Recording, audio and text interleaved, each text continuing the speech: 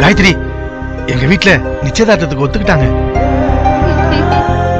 எல்லார்கிட்டையும் சொல்றதுக்கு முன்னாடி உங்ககிட்ட முதல்ல சொல்லணும்னு தான் உங்க அம்மா அப்பா உள்ள அனுப்புனேன்.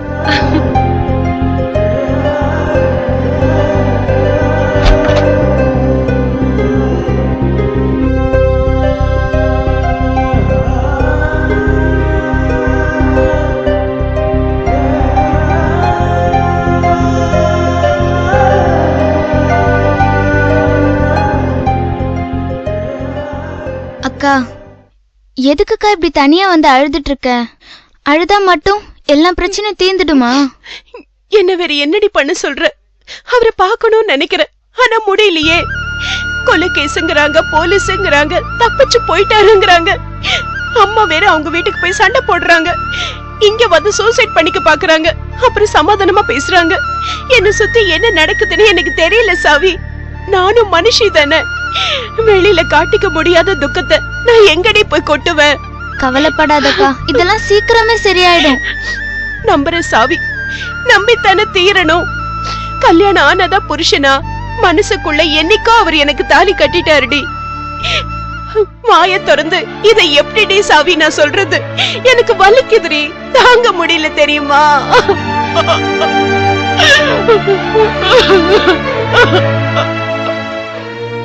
சரி வாக்கா என் கூட. எங்கடி? நீ வா. எங்கடி கூப்பிடுற? நீ வா சொல்றேன். எதுக்குடி இப்ப மாடிக்கு கூட்டிட்டு போற? சொல்றேன் வா. ஐயோ விடு சாவி, என்ன விடுமா? வா வாக்கா. என்னடி எதுக்கு நீங்க கூட்டிட்டு போற? நான் சொல்றேன்.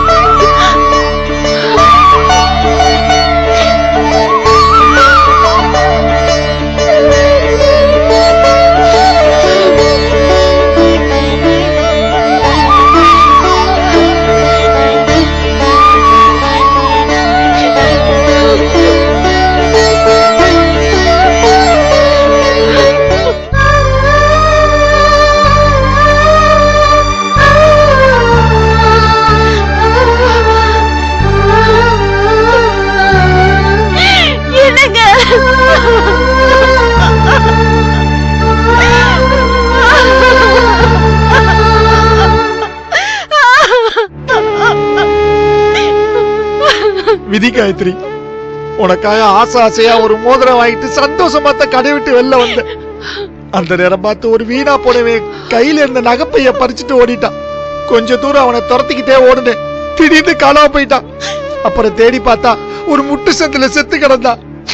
நான் பையன் மட்டும் எடுத்து வந்தலான்னு போனேன். அந்த நேரம் பார்த்து 2 பேரும் அங்க வந்துட்டாங்க. எங்க நம்ம மாட்டிப்போம்னு பயந்து ஓடி வந்துட்டேன். அந்த பையில ரசீதும் என் பேரு இருந்ததால போலீஸ் என்ன ஈஸியா புடிச்சிட்டாங்க.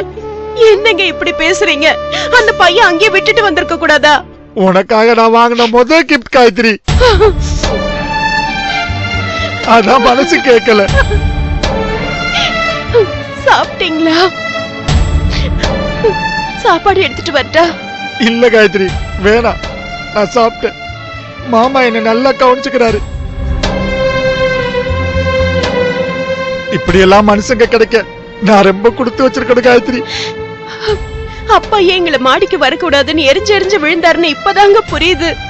மாமா மட்டும் எனக்கு அடைக்கலம் கொடுக்கல, நான் என்ன ஆயிருப்பேன் எனக்கே தெரியாது காயத்ரி. கடவுள் மாதிரி அவர் என்ன தாங்கி பிடிச்சதாலதான் நான் கொஞ்சமாவது நிம்மதியா இருக்க முடிஞ்சது. சொல்றேன்னு தப்பா எடுத்துக்காதீங்க. நீங்க இப்படி ஒளிஞ்சு இருக்கிறதுனால எந்த ப்ராப்ளமும் சரியாகாது. இன்னும் உங்க மேல டவுட் அதிகமா தான் ஆகும். தப்பு செஞ்சதுனாலதான் ஓடி போய் எங்கேயோ ஒளிஞ்சுக்கிட்டாருன்னு நினைப்பாங்க. அதோட செத்தவன் உடம்புல கத்தியில இருந்த கைரேகையும் உங்க கைரேகையும் ஒத்து போகலன்னு உங்க தம்பிங்க வந்து சொன்னாங்க. அதனால நீங்க போலீஸ்ல சரண்டர் ஆயிட்டா உங்களை ஈஸியா ஜாமீன்ல வெளியில கொண்டு வந்துடலாம்னு சொன்னாங்க. அதனால நீங்க சீக்கிரமே போலீஸ்ல சரண்டர் ஆயிடுங்க.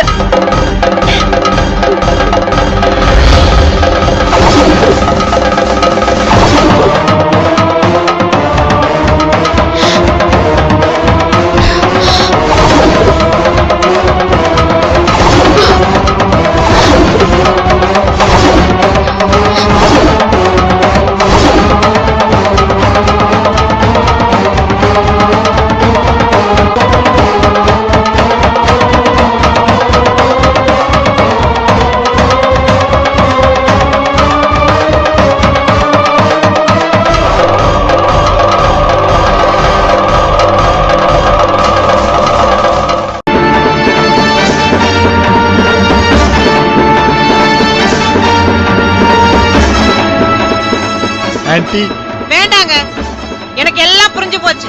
நீங்க எந்த விளக்கமும் சொல்ல வேண்டாம். இல்ல ஆன்ட்டி, தயவு செய்து என்ன கொஞ்சம் பேச விடுங்க. தப்பா நினைச்சுக்காதீங்க. என்ன பேச போறீங்க? நான் தப்பே பண்ணல, ஏடா கூடவா மாட்டிக்கிட்டேன், இதானே சொல்ல போறீங்க?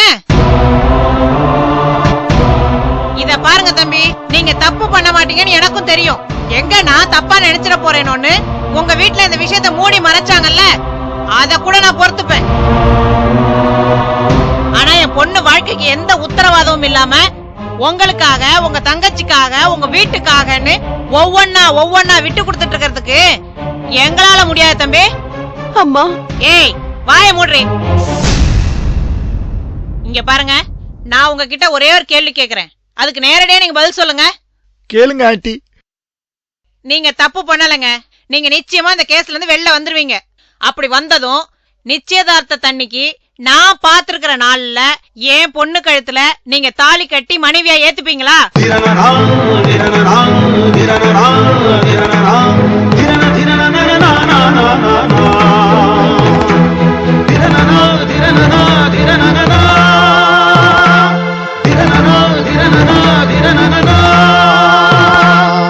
பதில் சொல்லுங்க. எந்த எதிர்பார்ப்பும் இல்லாம உங்களுக்காக என் பொண்ணு வேணா காத்துட்டு இருக்கேன்னு சொல்லுவா. ஆனா என்னால அது முடியாதுங்க. எனக்கு என் பொண்ணோட வாழ்க்கை தான் முக்கியம். என்ன நீங்க சுயநலவாதின்னு நினைச்சாலும் நினைச்சிட்டு போங்க, நான் அப்படியே வேணாலும் இருந்துட்டு போறேன். ஆனா அதுல ஒண்ணும் தப்பு இல்லையே. உங்களை நான் புரிஞ்சுக்கணும்னு எதிர்பார்க்கிற மாதிரி என்னோட கஷ்டத்தை நீங்க புரிஞ்சுக்கணும்னு நான் எதிர்பார்க்கறதுல என்னங்க தப்பு இருக்கு?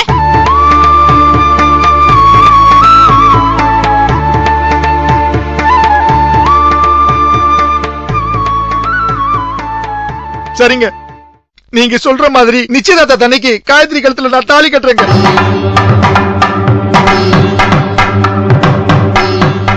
வேண்டாங்க, இது ரொம்ப தப்பு. உங்க அம்மா அப்பாவை ஏமாத்துற வேலை இது. உங்க தங்கச்சிக்கு எப்படிங்க இப்படி மனசார ஒரு துரோகத்தை பண்ண ஒத்துப்பீங்க? நீ வாய மூடுறே. அவர் தங்கச்சி முக்கியம், அவர் அப்பா அம்மா முக்கியம், அவர் குடும்பம் தான் முக்கியம்னா எனக்கு எல்லாத்தையும் விட என் பொண்ணோட கல்யாணம் தாண்டி முக்கியம். உனக்கு நான் முக்கியமா இல்ல எனக்கு தெரியாது. ஆனா எனக்கு இப்ப இந்த நிமிஷம் நீ தாண்டி முக்கியம்.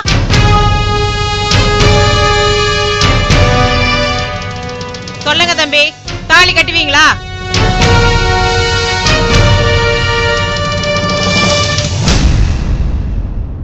ஒரு மனுஷனை எல்லாரும் சேர்ந்து கார்னர் பண்ணி பிளாக்மெயில் பண்ணி காரியம் சாதிக்கிற மாதிரி கேவலமான ஒரு விஷயம் வேற எதுவுமே இல்லம்மா.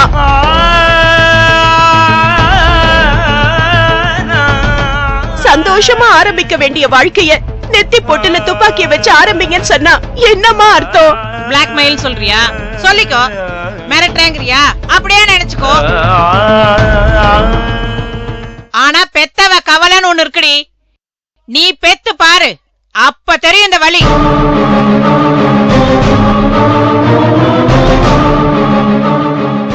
தப்புமா, நான் நிச்சயமா இதுக்கு ஒத்துக்க மாட்டேன்.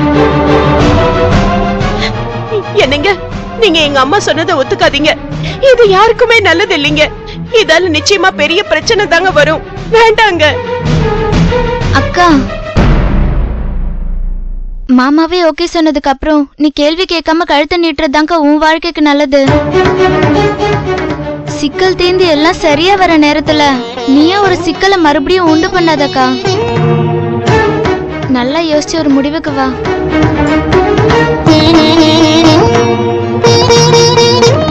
அம்மா, முதல்ல அவர் கேஸ்ல இருந்து வெளியே வரட்டும். அது வரைக்கும் இனிமே அதை பத்தி பேசாத. அக்காவை நான் பாத்துக்கிறேன், நீ போய் உன் வேலையை பாரு. போமா.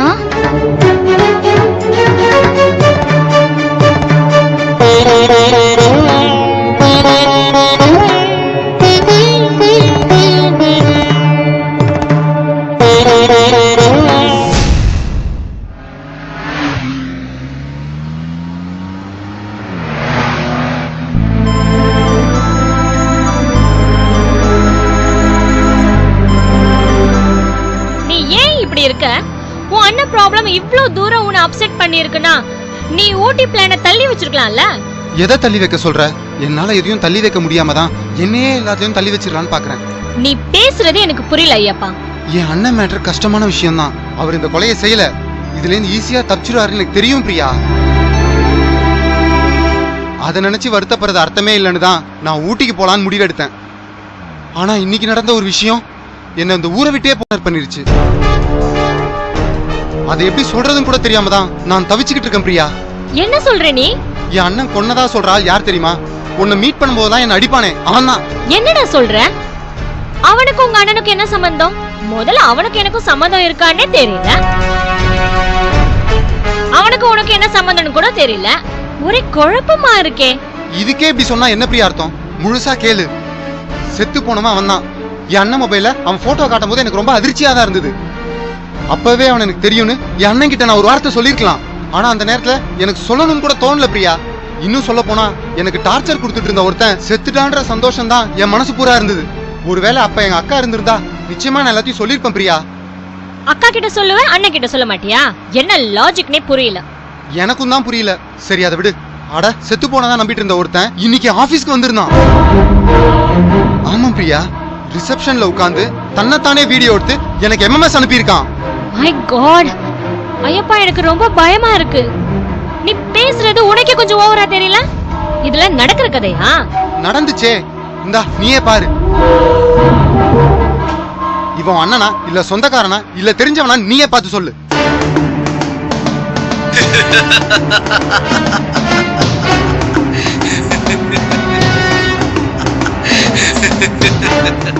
என் லைஃப்ல நான் இப்படி ஒருத்தரை பார்த்ததே இல்ல. சுத்தம் நீ பார்த்ததே இல்லைன்னு சொல்ற ஆளு உன் கூட சுத்தனா என்ன கொன்னுடுவேன்னு அடிக்கிறான். அவனை எவனோ ஒருத்தன் கொன்னு இருக்கான். அந்த குழப்பலி என்னடானா எங்க அண்ணன் மேல வந்து விழுந்திருக்கு. சுத்தி சுத்தி என்ன நடந்துட்டு இருக்குன்னே தெரியல பிரியா. செத்து போனவன் எப்படி உயிரோட வருவான்னு நான் அலறி அடிச்சுட்டு மார்ச்சுரிக்கு ஓடி போய் பார்த்தா அங்க அவன் டெட் பாடியே கிடக்குறான். அவன் செத்தது உண்மைனா ஏன் ஆபீஸ்க்கு எப்படி வந்திருக்க முடியும்? ஃபீல் பண்ணாத ஐயப்பா, நீ சொல்றதெல்லாம் ரொம்ப குழப்பமா தான் இருக்கு. நிஜமாவே செத்து போன ஒருத்தன் திரும்ப உயிரோட வர சான்ஸே இல்லையே. ஒரே ஆள் எப்படி ஆபீஸ்க்கும் வந்திருக்க முடியும், மார்ச்சுரியிலும் பணமாவும் கிடக்க முடியும்?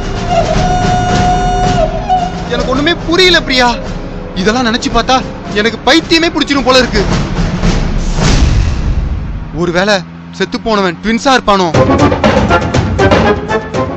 ஆபீஸ்க்கு வந்தவன் செத்து போனவனோட கூட பிறந்தவனா இருந்தா? அப்படியே இருந்தாலும் அவன் ஏன் ஆபீஸ்க்கு வந்து எம்எம்எஸ் அனுப்பி என்ன பயன்படுத்தணும்? அண்ணன் விட்ட இடத்துல இருந்து தம்பி கண்டினியூ பண்றானா? இதெல்லாம் யோசிக்க யோசிக்க என் மண்டைய வெடிச்சிரும் போல இருக்கு பிரியா. இவ்ளோ ப்ராப்ளத்தோட நான் அங்க இருந்தா செத்துருவேன்னு பயந்துதான் நானே எம்டி கிட்ட வாண்டடா போய் ஊட்டி கிளம்புறேன்னு சொன்னேன். அவரும் ஓகே சொன்னதுனாலதான் நான் உன்னையும் கூட்டிட்டு வந்துட்டேன் பிரியா. சாரி, இது இவ்ளோ பயங்கரமா இருக்கும்னு நான் நினைச்சே பார்க்கல. உன் சூழ்நிலை புரியாம நான் வேற என்னையும் ஊட்டி கூட்டி போக சொல்லி டார்ச்சர் பண்ணிட்டேன்னு ரொம்ப வருத்தமா இருக்கு. அப்படியெல்லாம் இல்ல பிரியா, நீயும் கஷ்டத்துல தான் இருக்க. இந்த மாதிரி நேரத்துல தான் நமக்கு யாராச்சும் ஆறுதலா இருந்தா பரவாயில்லன்னு தோணும். அப்படி யாருமே ஆறுதலுக்கு இல்லைன்னு ஆயிட்டாதான் ஏடா கூடமா தப்பான முடிவுக்கு வந்துருவாங்க. அந்த மாதிரி நீயும் தப்பா சிந்திச்சிடக்கூடாதுன்னு தான் உன்னையும் என் கூட கூட்டிட்டு வந்தேன். நான் அப்படி இல்ல ஐயப்பா. எந்த காலத்திலயும் எதுக்காகவும் மனசுடைஞ்சு போய் தற்கொலை மட்டும் பண்ணிக்கவே மாட்டேன். கஷ்டம்னு வந்தா அழுவேன், கோவம் வந்தா அடிப்பேன், சந்தோஷம் வந்தா சிரிப்பேன். ஆனா வாழவே முடியாதுன்னு தற்கொலை மட்டும் பண்ணிக்கவே மாட்டேன். என்ன பத்தி நீ கவலைப்படாத ஐயப்பா. ரொம்ப தேங்க்ஸ் பிரியா.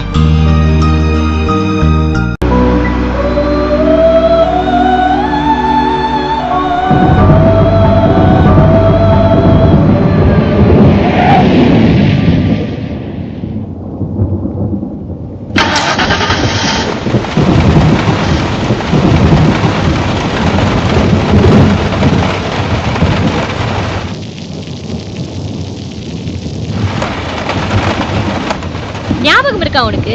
இதே மாதிரிதான் ஒரு தடவை கார பள்ளத்துல இறக்கி சேர்த்த வாரி ஏறிச்சேன். ஒரு நிமிஷம் இரு, நான் போய் என்னன்னு பாத்துட்டு வந்துடுறேன்.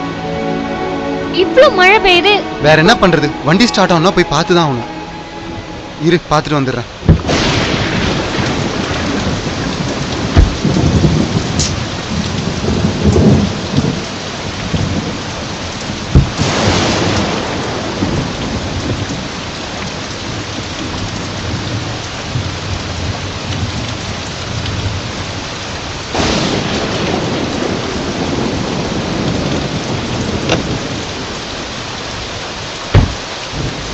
ச்சே.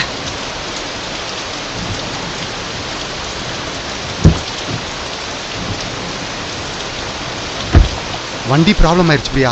மெக்கானிக் வராம இடத்த விட்டு நகராது. என்ன ஆச்சு? கிளச் ஒயர் கட் ஆயிடுச்சு. அது மட்டும் இல்லாம பேட்டரியும் டோட்டலா ட்ரை. வண்டி ஸ்டார்ட் ஆகாது பிரியா. மெக்கானிக் வராம வண்டி ஸ்டார்ட் பண்ண வாய்ப்பே இல்லை. மழை பெய்யற இந்த நேரத்துல யார் உனக்கு மெக்கானிக் கிடைப்பாங்க? செத்தும் இன்னைக்கு கிளம்புன டைமே சரியில்லை. எனக்கும் என்ன பண்றதுனே தெரியல பிரியா. இந்த விஷயத்தை எங்க எம்டி கிட்ட சொல்லணும். போன கூட.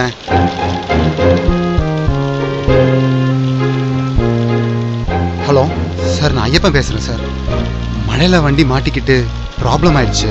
மெக்கானிக்கை கூட்டிட்டு வந்து வண்டியை காலையில் தான் சார் ரெடி பண்ண முடியும். ஆமா சார், காலையில் தான் ஊட்டி கிளம்ப முடியும். Okay sir, thank you.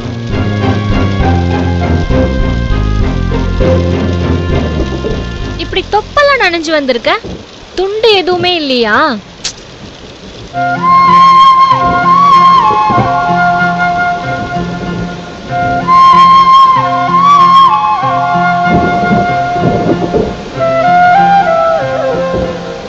பிரியா, உனக்கு உங்க அம்மா முகம் ஞாபகம் இருக்கா?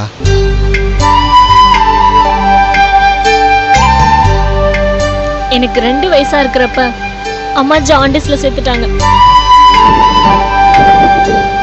அவங்க முகம் எனக்கு சரியா ஞாபகம் இல்ல. போட்டோல பார்த்திருக்கேன், அவ்வளவுதான்.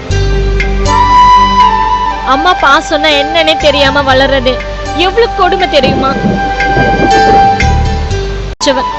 சின்ன வயசுல எல்லா பிள்ளைகளும் ஸ்கூலுக்கு அவங்கவுங்க அம்மாவோட வரப்ப நான் மட்டும் தனியா போவேன். அதை நினைச்சு எத்தனை நாள் நான் அழுதுருக்கேன் தெரியுமா?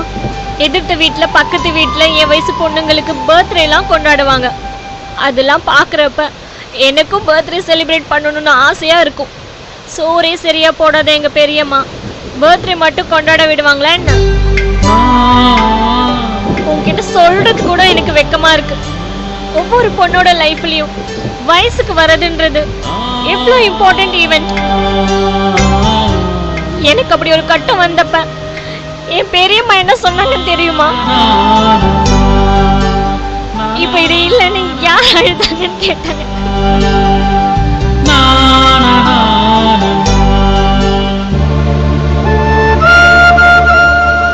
நானும் அப்படி பெரிய பொண்ணு அனுப்ப அது கூட பெரியம்மா கிட்ட எப்படி சொல்றதுன்னு பயந்தேன் தெரியுமா? எப்படியோ தைரியத்தை வரவழைச்சிட்டு